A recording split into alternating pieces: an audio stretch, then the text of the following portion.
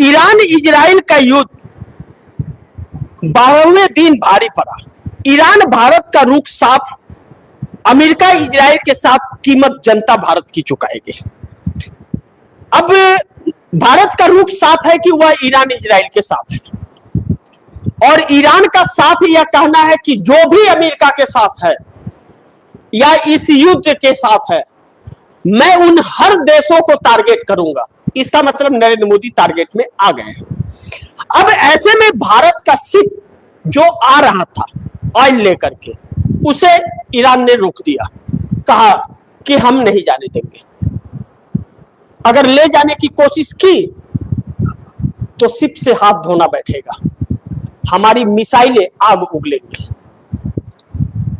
विदेश मंत्री एस जयशंकर ने जिस तरह से कहा कि हमारा ईरान से बात हो गया है और हमारी शिप आएंगे, तुरंत ईरान के तरफ से प्रेस कॉन्फ्रेंस हुआ कि हमने भारत को कोई रियायत नहीं दी है और हम कोई छूट नहीं देंगे, और कोई शिप अगर ले जाने की कोशिश भारत ने किया तो हम उसके चिथड़े उड़ा देंगे। ऐसे में ट्रंप का कुछ बयान आ रहा है। ट्रंप सुबह उठते हैं तो बयानों से उठते हैं। डोनाल्ड ट्रंप अमेरिकी राष्ट्रपति का बयान आया कि हम जीत गए। बड़ी ध्यान से सुनिएगा, हम जीत गए हैं, पहले ही घंटे में सब कुछ खत्म हो गया था। अमेरिकी सेना ने कुछ ही घंटे में ईरान की नौसेना और वायुसेना को तबाह कर दिया। जब भी मैं इस जंग को खत्म करना चाहूंगा, यह खत्म हो जाएगी। यह ट्रंप कह रहे हैं कि जब भी खत्म करना चाहूंगा खत्म हो जाएगी, लेकिन खत्म तो नहीं हो रही है।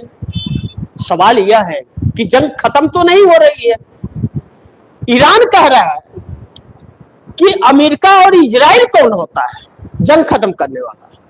जंग उन्होंने शुरू किया है और खत्म मैं करूंगा, और जंग खत्म तब होगा जब अमेरिका से मिडिल ईस्ट के लोग अपने सारे रिश्ते तोड़ देंगे और दुनिया के नक्शे से इजराइल का नामो निशान खत्म कर होगा, तब होगा।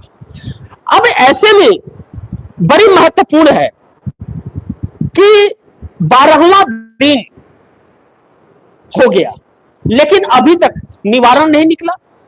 एक रिपोर्ट आई है जो इजराइल को लेकर के रिपोर्ट जारी हुआ है। उस रिपोर्ट में अभी तक 11 दिन में ईरान ने इजराइल के ऊपर 9115 मिसाइल छोड़े हैं। 9115 मिसाइल ईरान ने छोड़े हैं, यह आधिकारिक सूचना है। मिसाइल डैमेज क्लेम, मिसाइल की वजह से जो डैमेज हुआ है इजराइल के अंदर, यह वह लोग हैं जिनके घर हुए हैं, डैमेज हो गए हैं या क्षतिग्रस्त हो गए या खत्म हो गए हैं, वह अभी अपने रजिस्टर नहीं करा सके हैं। वह पत्रकारों के बीच आ रहे हैं। 6586 क्लेम हुआ है और बिल्डिंग्स 1044, कंटेंट रिक्वायरमेंट 1485 व्हीकल, 1485 वाहन क्षतिग्रस्त हुए हैं। 6586 क्लेम किया है इन लोगों ने कि बिल्डिंग हमारी क्षतिग्रस्त हो गई है, और 9115 मिसाइलों का उपयोग सिर्फ इजराइल में ईरान ने किया है। तो 9115 मिसाइल जो ईरान ने छोड़े हैं इजराइल पर, तो वहां क्या हरकीर्तन करने के लिए या वहां नुकसान हुए? वहां के लोग कह रहे हैं कि नुकसान हुए। अभी सरकारी आंकड़े अलग हैं, यह आम लोगों की राय के अनुसार यह रिपोर्ट है। अब ऐसे में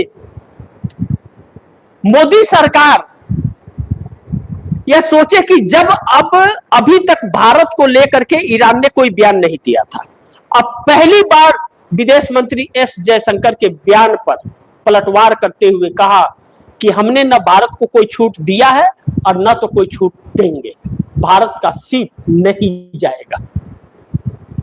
यह सब कुछ तब हुआ जब नरेंद्र मोदी का रुख साफ हुआ कि इजराइल और अमेरिका के साथ है। देखना बड़ी महत्वपूर्ण होगा कि आगे क्या होता है। लेकिन नरेंद्र मोदी ने इस देश को अब संकट में डाल दिया। और ईरान ने एक बात और कही कि कच्चा तेल प्रति बैरल $200 तक जाएगा, तैयार रहिए। इसका मतलब कि ईरान कुछ और कड़े कदम उठाने वाला है, जिसको लेकर के शेयर मार्केट क्रैश हो गया।